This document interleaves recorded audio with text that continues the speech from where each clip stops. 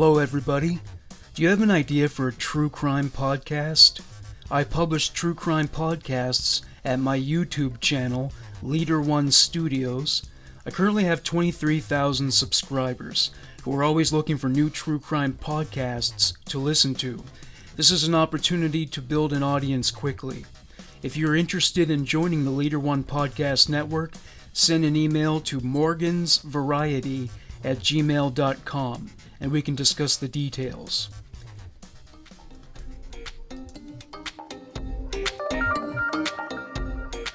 Hello everybody. Gratitude to everybody for listening, and additional heaps of gratitude to everybody who donates to the Patreon account. You keep the show going with your donations. As I keep the expenses paid, the more content I can create. You can donate at www.patreon.com/leader1.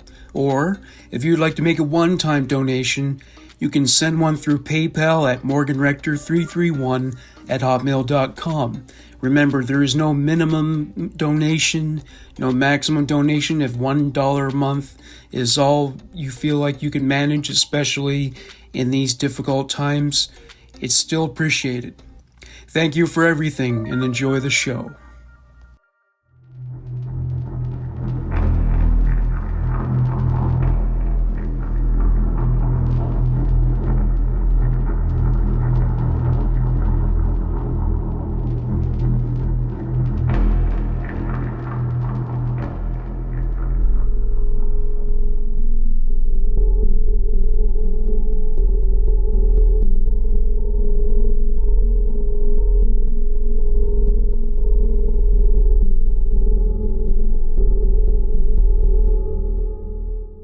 Welcome to Human Monsters.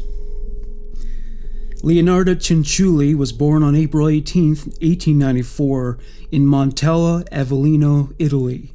She was conceived through rape when her mother, Emilia Dinolfi, was assaulted outdoors by Mariano Cianciulli. Her parents came from different social classes, with Emilia having enjoyed a life of privilege. He resented that she would never choose him due to his dismal financial situation, and he was eager to knock her down a few pegs to make her feel as low as he. He had been stalking her long before the rape, and it continued for quite some time afterwards.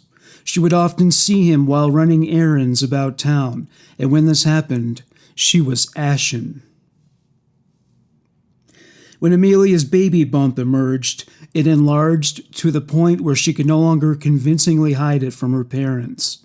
After they threatened to knock on doors until they found out who got her knocked up, she told them about the rape and the name of the perpetrator. She told them when it happened, and that was when she drew the line at the details she was willing to disclose. The rape made Emilia feel damaged and tainted, ruined even. When the Dinolfi family met with the Cianciulli family, they came to a conclusion about how to handle the situation, and it was the last thing Emilia would have wanted. It was decided that she and Mariano would marry. These were not progressive times, and there was a heavy price to pay when it came to the stigma of mothers whose children were born out of wedlock. Emilia and Mariano were married in haste with little fanfare. It was a stilted affair. Emilia and Mariano hadn't said a word to each other since the rape. Marrying your rapist does not invite sanguine expectations, and Mariano's abusive conduct demonstrated that he was already a poor sell as a husband. They lived in poverty and squalor, sharing an outhouse with their neighbors. Mariano raped Emilia on her marital bed. If the house was not clean and tidy, in accordance with his preferences, he would beat her. She was ill-suited to the role of homemaker because she was raised by a family that was wealthy enough to hire domestic servants. Nobody outside the house felt sorry for Emilia. They assumed she had sex with Mariano voluntarily, and therefore deserved what they perceived to be a fall from grace. When Leonarda was born, Emilia felt no love or bond of any kind with the child. As far as Emilia was concerned, Leonarda was symbolic of her downturn in fortunes. Feeling powerless, Emilia took out her rage and frustrations out on Leonarda. Leonarda was beaten for nearly any transgression, no matter how trivial, and she was subjected to harsh criticisms. Leonarda was a target for her mother to direct her hatred, more often than not, landing a direct hit. The only relief came when Mariano died after a night of heavy drinking. Leonarda didn't mourn him because he had paid little attention to her. When Emilia had a moment alone at Mariano's grave after the diggers filled the hole, she spat on Mariano's final resting place and said, "That man is a pig, and it's for the best that we're rid of him." Emilia's family did not take her back after Mariano's death. They decided her conduct blemished the family name, and they were not keen on giving her a second opportunity to drag them through the mud. Eventually, Emilia would devote much of her spare time to carousing with the town's lowlife. They were criminals and other dodgy types, but they at least accepted her. Leonarda wound up with a new stepfather because of this, but while there was temporary financial relief, her lifestyle didn't get a permanent upgrade. Emilia also continued to abuse Leonarda, so the girl would suffer as always. In fact, now that her mother was happier, the abuse escalated. Leonarda reminded Emilia of the rape and the rapist that triggered her conception, and the association drove her to inflict more violence on her daughter. The years of abuse took a toll on Leonarda's self-esteem and overall state of mental health. At the age of 12, she attempted suicide for the first time. She fashioned a noose out of bed sheets her mother neglected to wash and hung herself from the rafters of the farmhouse in which they had been living at the time.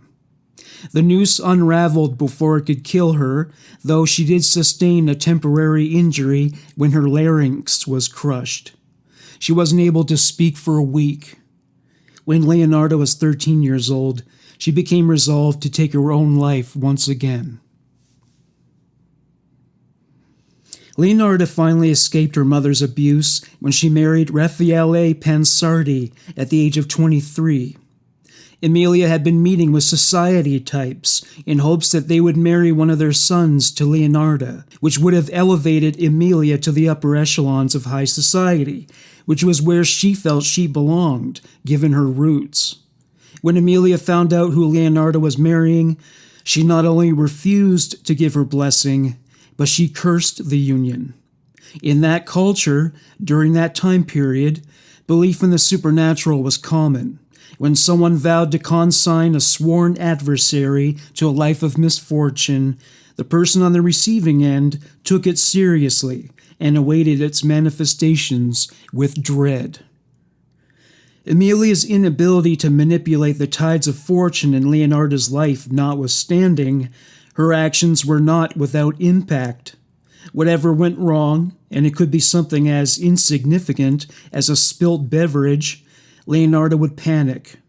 Then again, Emilia had poisoned Leonarda's self-concept since the earliest years of her childhood.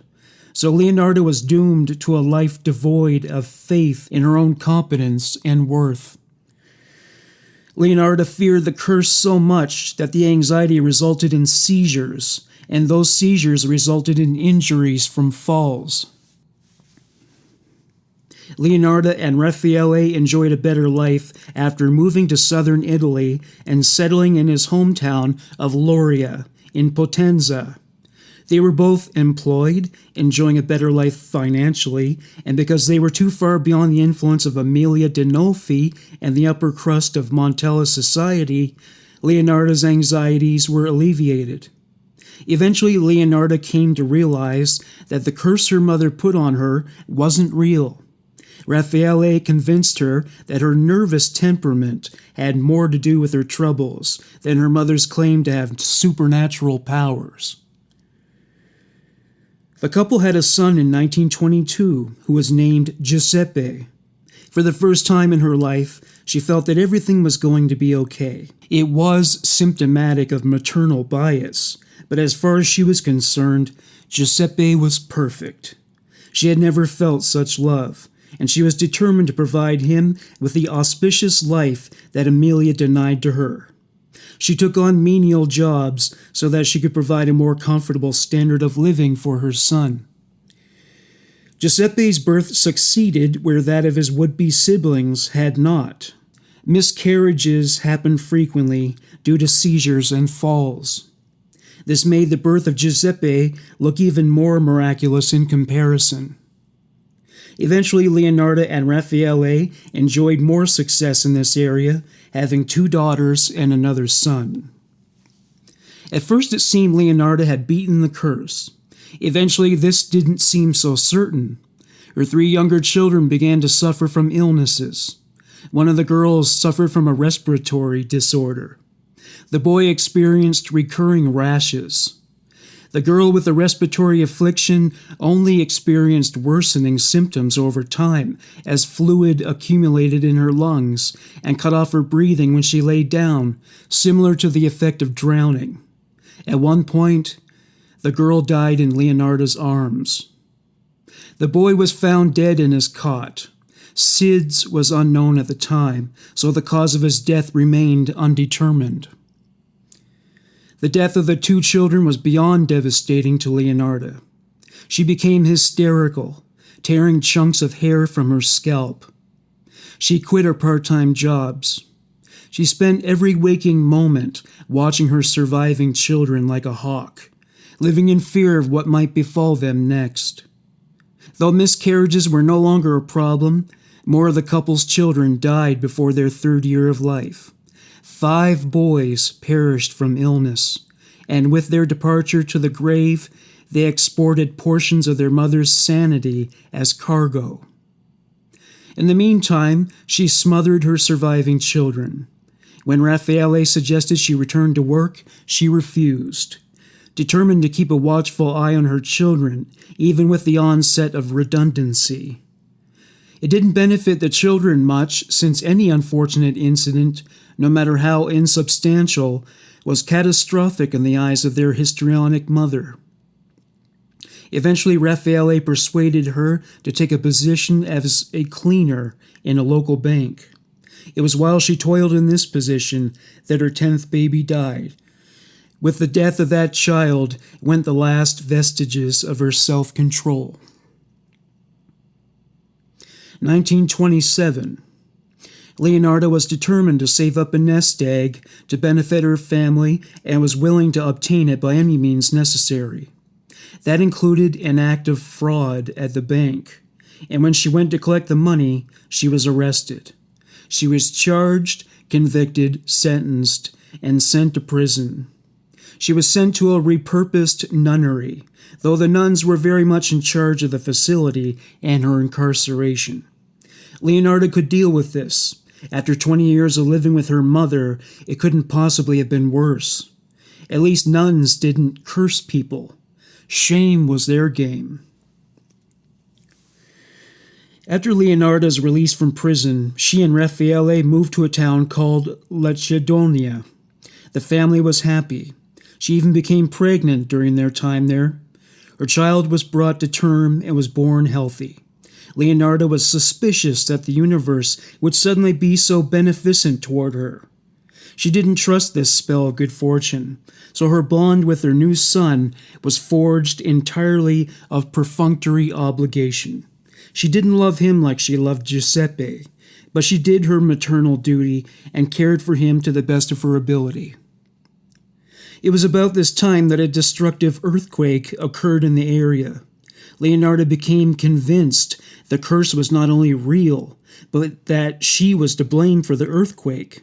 She felt that her presence was heralded by a baleful incantation, inaudible but undeniable in its certainty, and the fates responded in kind, wreaking destruction and death on everything and everyone that resided in her path.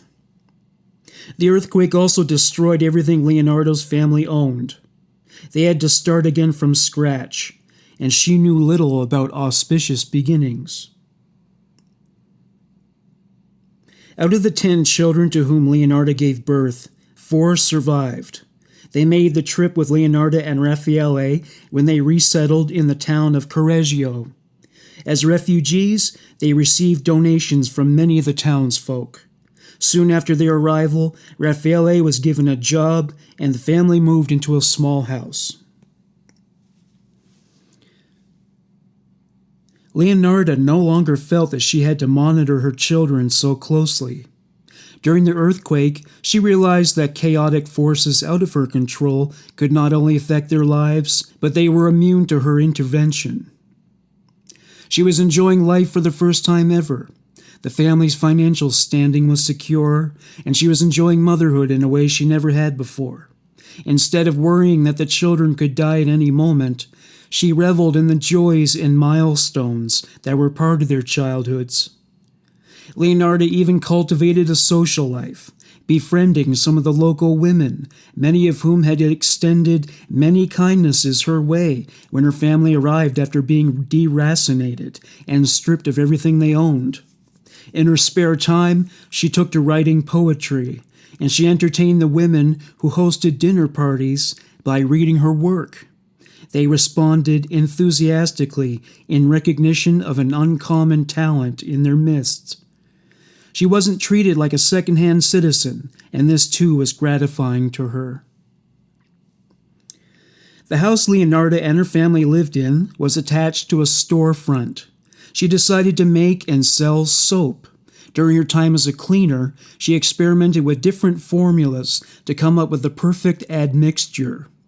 She perfected her soap recipes while cleaning her own home. Now she would do it with the kind of personal cleaning products that would be put to personal use by the public. With Raffaele's approval, she ordered the gross of perfumes and oils she would need to outfit her business with its first inventory. A few weeks later, Leonarda's soap shop was open for business, and business was good. Friends tested the products, and through word of mouth, Leonarda's reputation as a soap maker became a poorly kept secret throughout the nation of Italy. Her family prospered like never before. Her prayers had been answered. She had risen from the ashes of poverty and a natural disaster like the proverbial phoenix and emerged triumphant. If only the gossips of Montella could have seen her then. Another thing that gave Leonarda's social standing a boost was her ability as a psychic. She learned the art of palm reading from the Romani, and soon the female society of Correggio were eager to have their fortunes told.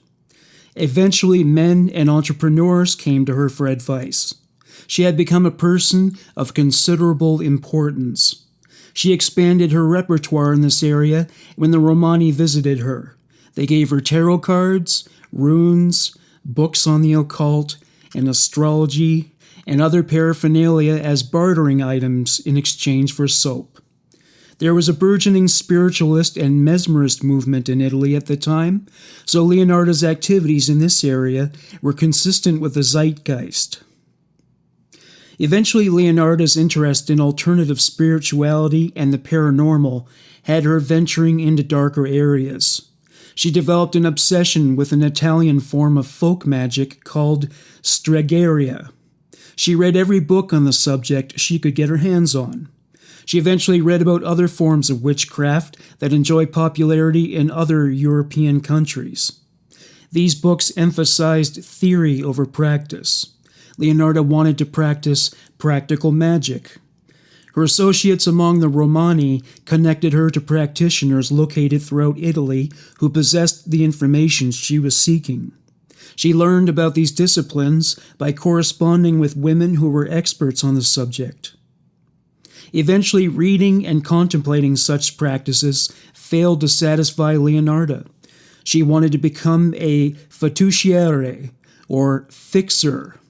Using the ingredients of spells, she believed that, having become such a practitioner, she could hurt or heal anybody who was deserving, depending on their actions.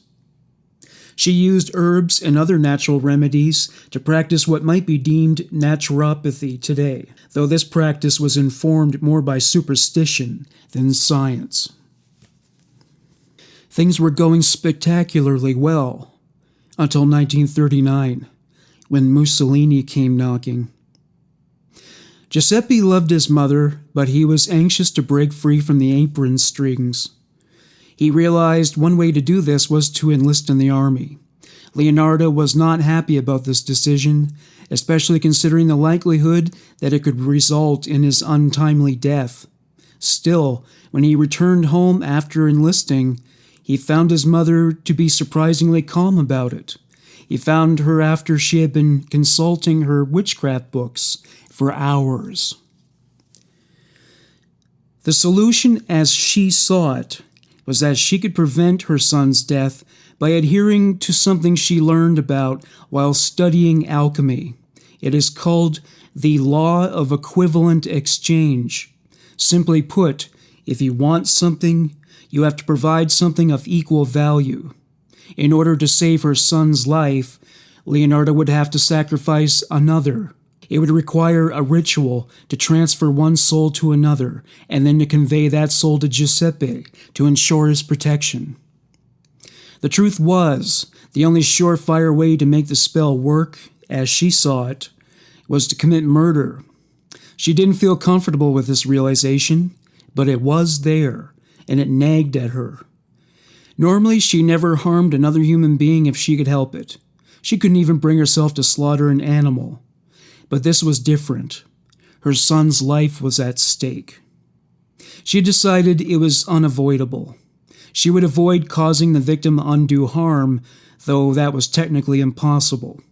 She justified the act to herself, feeling that it was for the greater good. It was decided.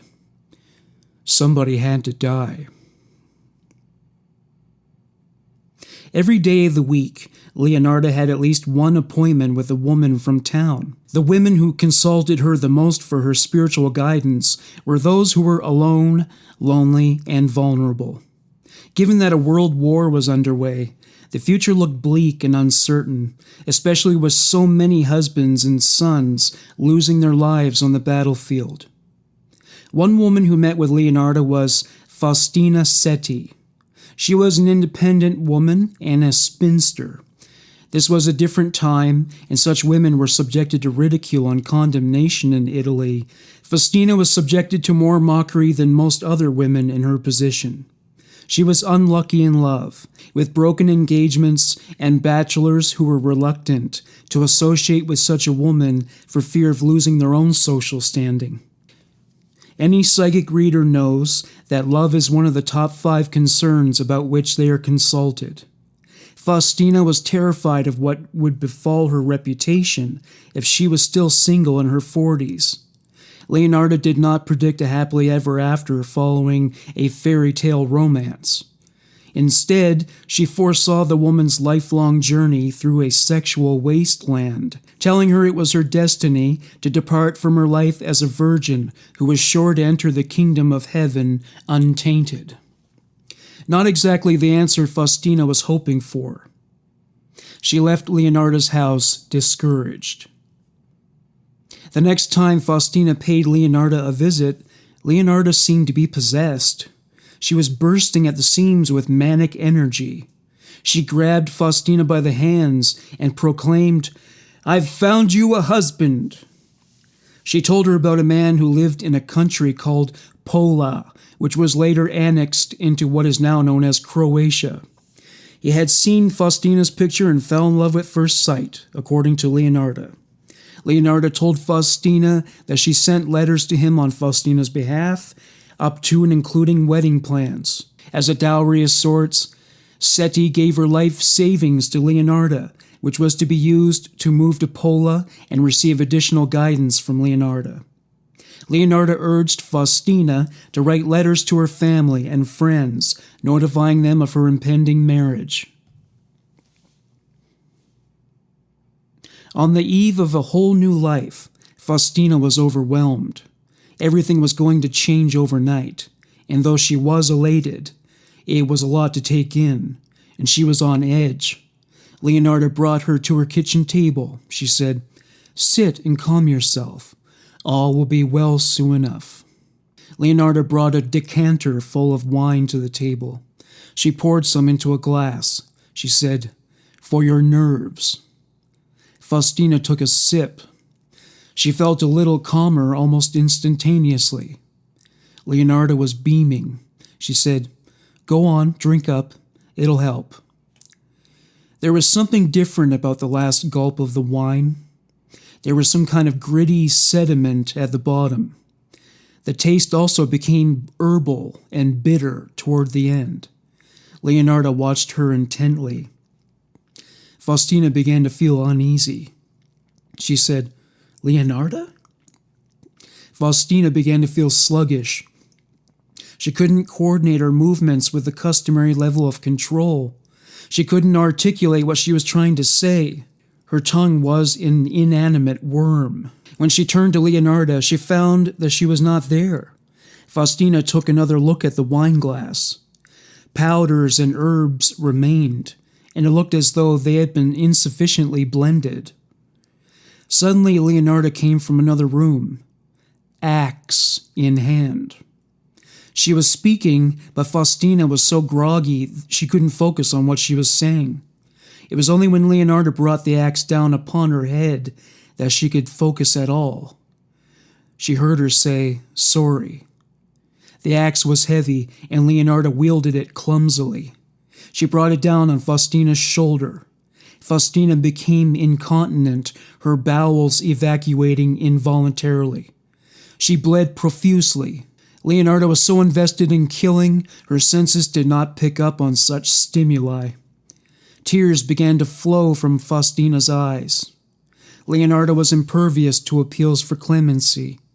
She brought the axe down upon Faustina once again, this time landing a direct hit on the center of Faustina's head.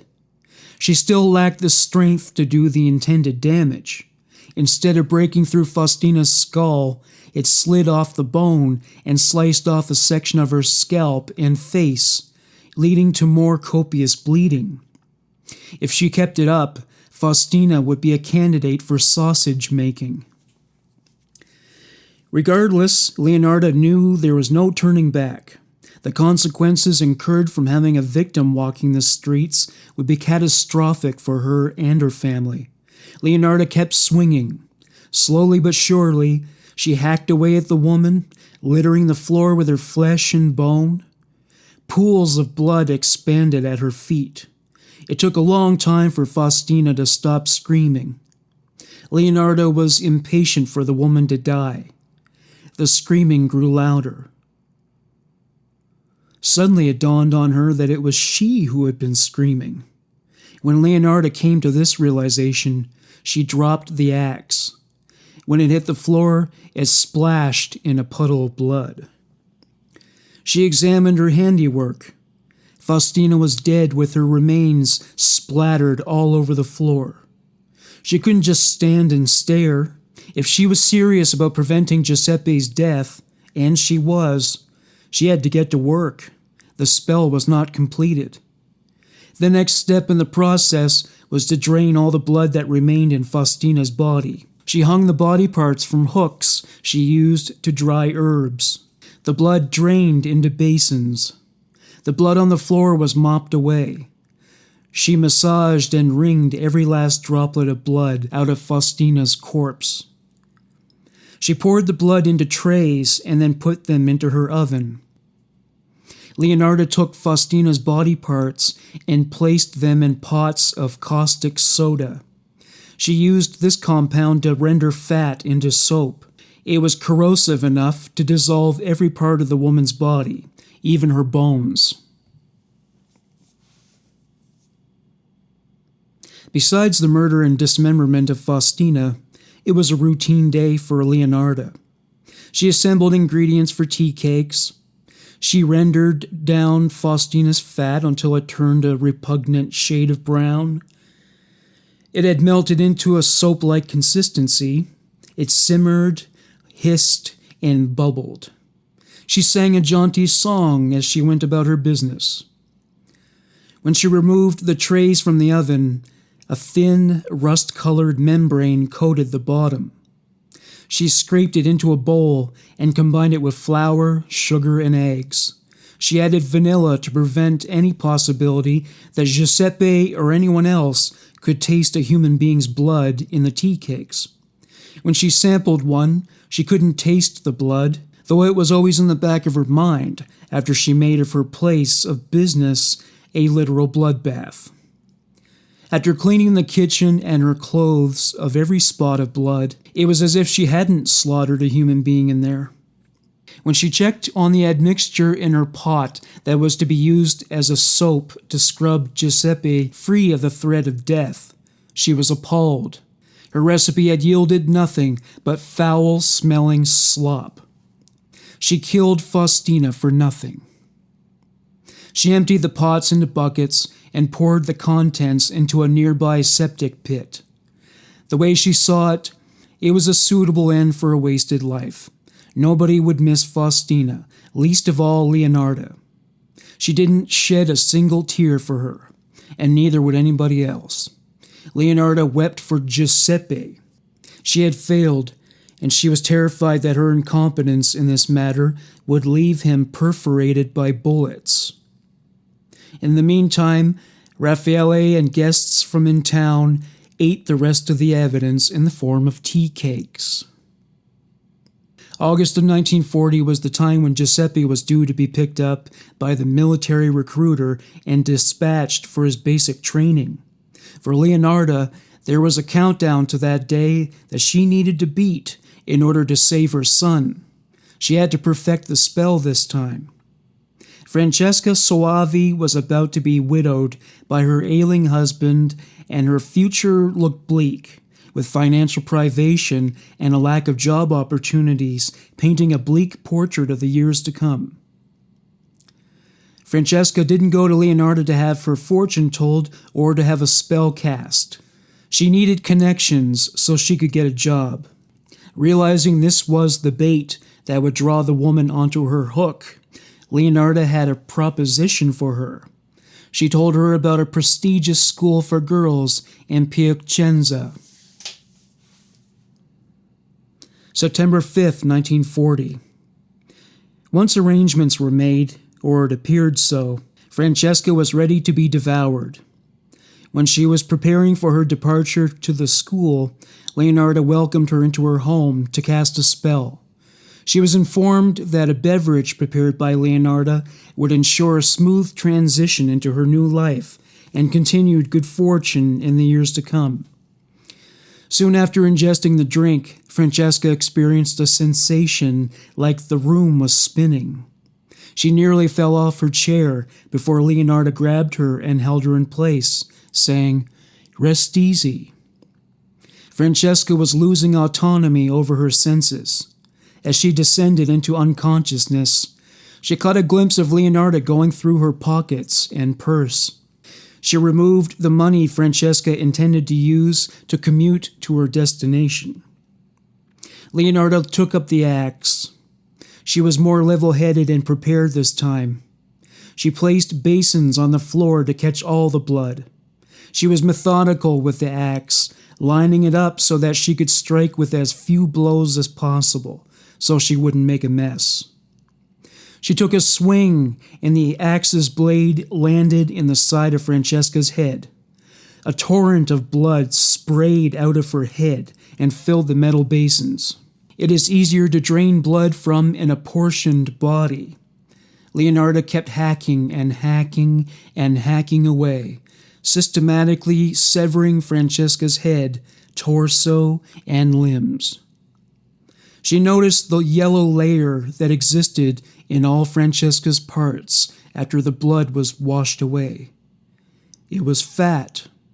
She wondered if the absence of fat had prevented the previous attempt to produce a satisfactory bar of soap from her victim. Faustina had been too gaunt. After all the blood had been drained, it was poured into baking trays until it reached the rim. Francesca's body parts were placed in caustic soda. Francesca included blood in the tea cakes, as before. This time the taste of blood was strong and impossible to ignore. She assumed everything was working out as planned. When she checked on the pot at the stove, she found that her efforts yielded the same useless sludge as before. She felt like tossing the pot across the room, but when she grabbed the handles, she burned the palms of her hands. Taking her knowledge of palmistry into account, she felt that this burn mark meant that she reached a new turning point. Giuseppe hadn't been called away to war just yet, and Leonarda was still obsessed with perfecting the formula so that she could make the perfect soap that would protect him. Leonarda's next client/victim was Virginia Caciopo. Caciopo was an opera singer and enjoyed an elevated social status in the community as a result. Leonarda was jealous of Virginia because of the admiration in which she was constantly basking. They started as friends. Virginia bought Leonarda's soap. Eventually they bonded as artists, with Virginia as the singer and Leonarda as the poet. They spent many happy hours gossiping over innumerable bottles of wine. Eventually Virginia sought Leonarda's services as a psychic reader as well. Virginia's prestige in the community gave Leonarda's a boost, which was something for which she was exceedingly grateful. One day Leonarda was informed that it was all coming to an end. Virginia declared her intention to leave town. Leonarda felt betrayed. She felt like they had a partnership of sorts. Virginia had to leave. Her savings were depleted, and she didn't want to be a burden to her brother, who had been supporting her somewhat. Leonarda tried to delay Virginia's departure by using her connections to get a job, but there wasn't much work for women in those days. There was even less work for an opera singer in such a small town. Leonarda decided that the perfect life to sacrifice for her special child was that of an extraordinary human being, like Virginia Caciopo. Leonarda knew that she would mourn the loss of Virginia. It would be a difficult experience, but the pain she would endure would further ensure that the spell would be effective as a barrier between Giuseppe and the grave. The difficult part was in luring her into her home. The last two women she killed were in dire straits and desperately in need of Leonarda's help. They practically stumbled into her web. Virginia's brother would likely be aware of her whereabouts, so Leonarda had to concoct an elaborate and convincing story that Virginia would find easy to believe. It started when Leonarda informed Virginia that not only had she found her a job, but he was the type that was commensurate with her experience and skill set. She withheld details, however. Being possessed of a romantic disposition, the mystery of it retained Virginia's attention. Virginia pushed Leonarda to disclose details. Leonarda was reluctant to divulge them, but gradually she fed her information, but only under condition that she keep it confidential. Eventually, Leonarda told her that it was a secretarial job that would involve working for an arts-related organization. Parties and hobnobbing with the upper echelons of the socially connected would dovetail with the position. The position would require her to relocate to a large city in the south of Italy. The man who would employ her was a wealthy impresario who used his considerable wealth to finance operas, art shows, ballet, and other such events. She would be involved in the management of some of these affairs. If she played her cards right, she might even get opportunities to sing on stage again. The man knew about her and was keen to see if the time would be right to put her on stage again. He lived just outside of Florence, and she would be placed in an apartment in the city. This scenario was a magic spell in and of itself. Leonarda knew exactly what Virginia would want, and soon she was putty in her hands. When Virginia asked questions Leonarda couldn't answer, Leonarda would use the cover story that the impresario was secretive about his business affairs. It sounded legit. Virginia was notified that the details of her travel arrangements would be delivered to her door on the day of her departure. Leonarda was determined that she would slay Virginia as efficiently as possible. This murder would hurt, and she wanted to minimize the impact it would make on her emotionally. September 30th, 1940. After saying farewell to her brother, Virginia left his home bound for Leonarda's house. She arrived just before noon. She was surprised by what she encountered. The soap shop was closed. Nobody was home. Usually both Leonarda's shop and home were hives of activity. Leonarda took one look at Virginia and knew that killing her was going to be more difficult than she anticipated. Virginia was looking her best, more glamorous than Leonarda had ever seen her, wearing furs and jewelry. How could she kill somebody who was, well, somebody? She was not just a face in the crowd. She was living her best life, and at the time, it would have been enviable to just about anybody who hadn't risen to the ranks of diva, as she had. These feelings subsided when Leonarda was stricken by feelings of inferiority. All those years when she had been cast out by her family and looked down upon by the locals in Montella, she saw their faces in Virginia. Leonarda assumed that Virginia likely considered Leonarda to be a peasant by contrast. She was slumming. Leonarda was a punchline when Virginia needed a laugh. There was no concrete evidence of this, but Leonarda arrived in Correggio with a chip firmly planted on her shoulder. This outfitted Leonarda with the anger she would need to disburden Virginia of her extremities. Leonarda and Virginia sat at the kitchen table. After getting her guests settled, Leonarda left the room to fetch her a glass of wine from the pantry. Virginia declined, saying it was too early in the day to drink alcohol, and that she wanted to remain sober for her commute. Leonarda persisted, giving Virginia several reasons for why she should drink it. Eventually, she wore her down, and Virginia, not wanting to create bad blood with the woman who arranged for her uptick in fortunes, couldn't bring herself to offend her. She said, "I don't know why you're so intent on me drinking this wine, but if it is important to you, then I shall." As Virginia dropped out of consciousness, Leonarda stripped her of her jewelry and expensive clothing. She placed it all in Virginia's travel trunk and put it in storage. Leonarda swung the axe up in the air, yelping as she did so. She brought it downward, plunging it deep into Virginia's chest. Realizing that such an action requires all the strength the executioner can muster, she sliced through Virginia's flesh with such force she broke her ribs. She cut a deep split into her skin, and blood erupted from the wound like lava from a volcano. Leonarda yanked the axe back out.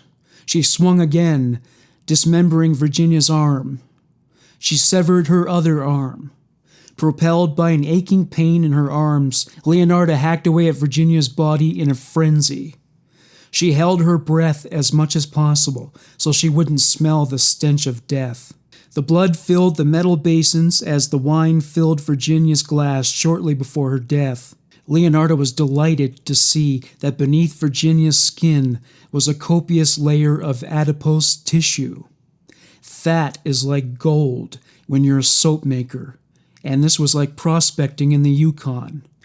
Leonarda put every chunk of Virginia's flesh in the pots on her stove and cranked up the heat. She watched as the caustic soda dissolved the flesh. There was something about the smell that didn't sit right with her. Her eye began to twitch. She had to fix something.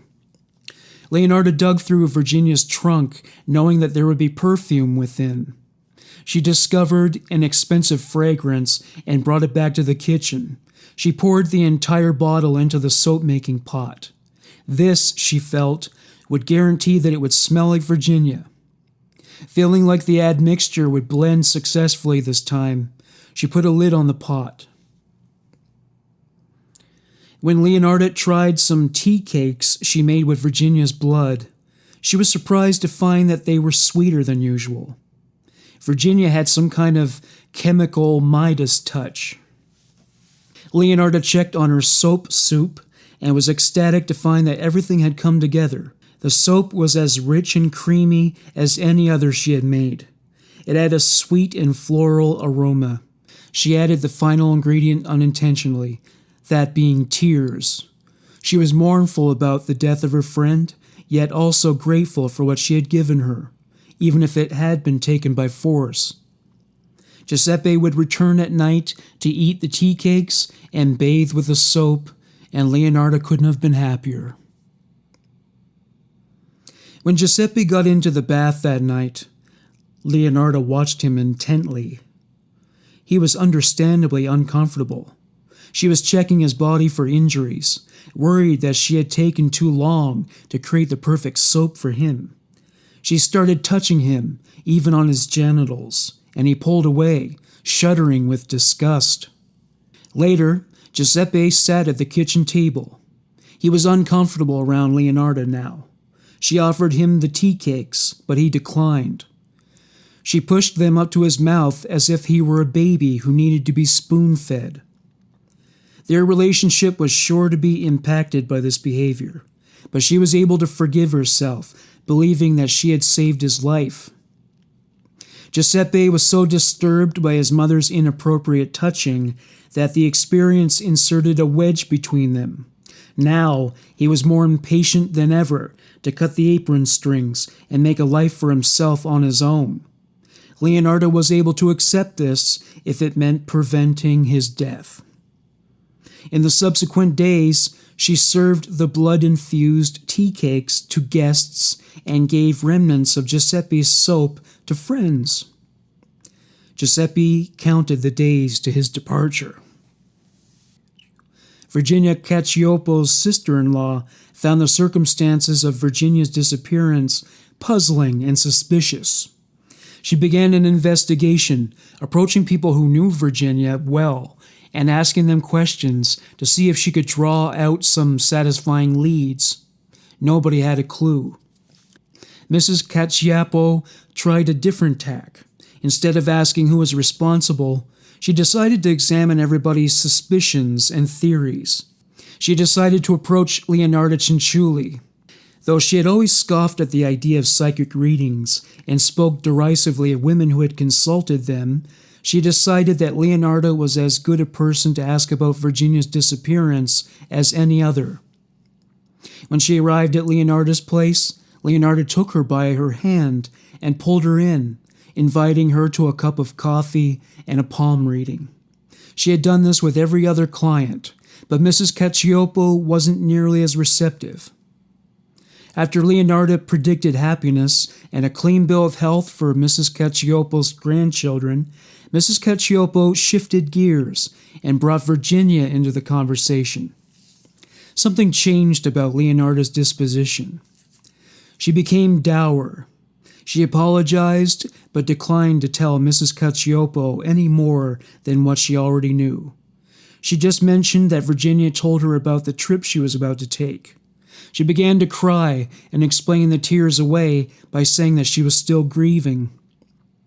Mrs. Caciopo became more suspicious. Mrs. Caciopo approached some of Leonarda's neighbors to get some information about Virginia's departure. Nobody saw her leave Leonarda's home. Nobody saw a taxi arrive or depart. They saw her enter Leonarda's house, but didn't see her leave. Feeling this was enough anecdotal evidence on which to build a case, she went to the superintendent of police, Reggio Emilia. Emilia interviewed Leonarda's neighbors and found that their recall of the dates they had seen all the women who disappeared coincided with the last time they saw them enter the home of Leonarda Cianciulli. Leonarda was brought in for questioning. She gave the police nothing. She was a charlatan psychic who had mastered the art of deception. Beyond acknowledging that she provided services for the women, she denied possessing knowledge of their whereabouts. She mentioned that most women in town would get a reading from her before embarking on long-distance travel. The police traced the sources of the mail that was sent to the missing women. They didn't trace them back to Leonarda, but they did draw a straight line to Giuseppe, who was still living at Leonarda's address. With this evidence, the police were able to search their house. When they examined the contents of a closet, they found possessions that had been confirmed as belonging to the 3 women who disappeared. Items that had been made to order for Virginia and that in some cases bore her name were found. Giuseppe was suspected of committing murder, and he was brought into the police station for questioning. He gave them nothing because he knew nothing. A few hours later, Leonarda showed up at the police station. Knowing that her son was likely to do hard time for murders he didn't commit, she recognized it was her duty to confess to what she had done. At first, the police assumed it was a morbid attempt at humor. However, after she described her murder methodology to them, they realized she wasn't kidding. Only the murderer would know those details. Giuseppe was just as upset as the police. When they told him what his mother told them, he vomited. First, she molests him. Then she makes him bathe with soap made from a dead woman's flesh. And now, to top it all off, he found out his mother is a serial killer. There had been rumors for years that Leonarda practiced witchcraft and Satanism. Now she had disgraced her family entirely. Nobody bought her soap, and the shop went under. The family scattered, fleeing the town to escape the humiliation of having a mother who had murdered women and made soap out of their bodies. Giuseppe was relieved to leave for war. Compared to what he was leaving behind, the battlefield looked like Eden in comparison. He didn't even stop by the jailhouse to say goodbye to his mother. Raffaele supported Leonarda, though he was a shell of his former self. The stress of the situation diminished whatever strength he had within him. During the trial, Leonarda regaled the court with all the graphic details of the murders. It invigorated her whenever she saw a relative of a victim flinch or become queasy. At one point, one of her former neighbors expressed skepticism that her story could be true. Her response? "If I lift up my skirt and wipe your eyes, maybe then you'll see clearly." Throughout her testimony, Leonarda would crack dirty jokes. She would be the only one laughing. She interrupted while others were speaking. She enjoyed being the center of attention and reveled in the censure she received as a murderess. At one point, a coroner testified, saying that he was experienced with acids. He said that a body cannot be destroyed with caustic soda, as Leonarda claimed. To Leonarda, this declaration was an outrage. She said, "Bring a body to court. Give me a body of any age right now, and I shall prove it." She was muffled and dragged away. It had become obvious that she wished to cause harm to the coroner. After a 3-day trial, Leonarda Cianciulli was sentenced to 30 years in prison. Were she to emerge alive, she would spend 3 years in a psychiatric hospital, from which she would only be released if it was determined that a free society would be safe counting her among its numbers.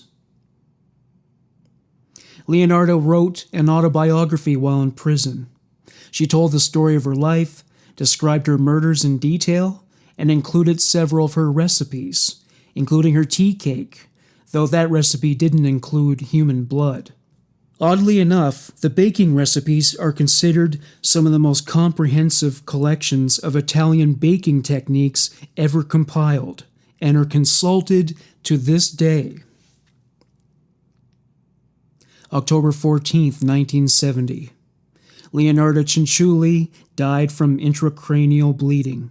with the official cause of death given as cerebral apoplexy. She was 76 years old.